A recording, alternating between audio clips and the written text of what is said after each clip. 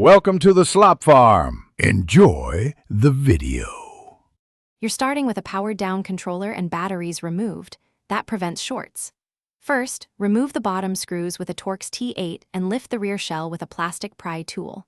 Be gentle, internal clips are plastic. Once the shell is open, set screws aside in order and disconnect the battery ribbon if present. Make sure to keep a clear layout.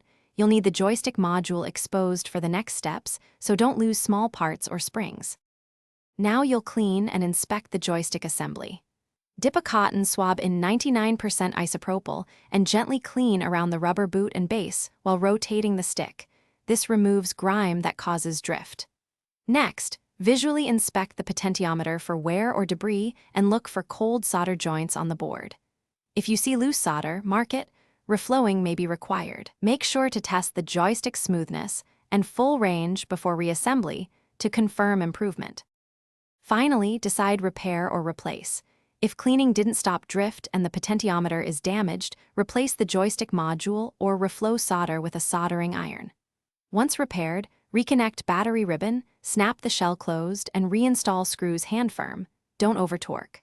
Plug into your console and run controller calibration. Increase the dead zone slightly if minor drift persists. If drift continues after replacement, key troubleshooting tip. Test a known good controller and USB cable to rule out console or firmware issues before further teardown. Thanks for watching. Consider subscribing if we helped you today.